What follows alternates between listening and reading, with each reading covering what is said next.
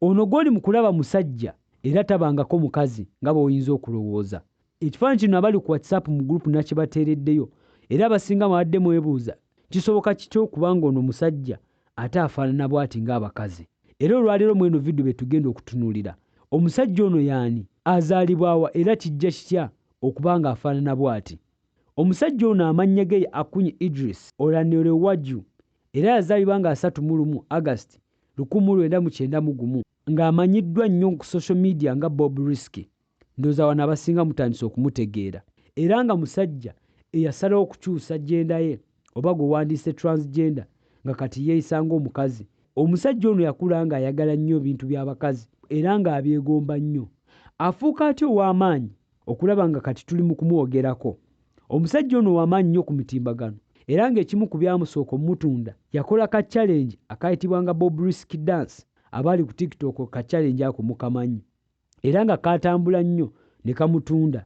Naye nga ku social media kuno yali ayambala ng'abakazi era nga yeeyisa kikazi newankubadde kino kyakikontana n'amateeka ga Nigeria ensi mwazaalwa. Newankubadde nti ebintu by'ayali akola mu maaso g'abantu bangi baali tebabinyumirwa, kino tekyamulemesa kufuna maanyi ku mutimbagano. Era ekintu ekyasinga okwewuniikiriza abantu kwe kuvayo n'ategeeza nti yali alina omwagalwa ate nga musajja, nga kino kyakitegeeza nti yali ku musajja ku musajja, ekintu ekikontanira ddala n'amateeka ga Nigeria ag'obufumbo bw'abantu ab'ekikula ekimu. Era nga singa okwatibwa omusango ne gukusinga osibibwa emyaka 14. Omusajja ono ekintu kino okwongera okukiteekamu ebirungo, mu mwezi gw'omusanvu mu 2021 yakyusa enfaanana ye era nga yagenda ne bamukolako plastic surgery n'afaananira ddala ng'abakazi bw'adifaananye. Ebintu byali akola byatandika okusikiriza abantu bangi okutandika okweyisa nga ye, nga basajja nga beeyisa ng'abakazi. Omusajja ono alaga nti abeera mu bulamu obwalakizale oba obulamu buli muntu yenna bwe yandiyagadde okubeeramu, nga kino kireetedde abavubuka bangi okutandika nabo okukoppa ebintu by'akola. Mu mwezi ogwokuna mu mwaka guno ogwa 2024 yakwatibwa olw'akatambi akaafuluma ng'ali mu kasuka ssente mu bbanga, ekintu ate ekimenya amateeka mu Nigeria.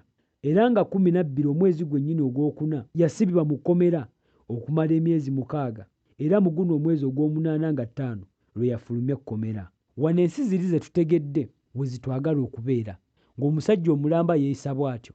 Eno vidiyo kangimalirize nga nkubuuza ekibuuzo, oyinza kuwulira otya singa omu ku bafamile members bo akeera ku nkya nga naye yeeyisa bw'ati ng'abadde musajja n'atandika okweyisa bw'ati? Ekyo nkikulekedde.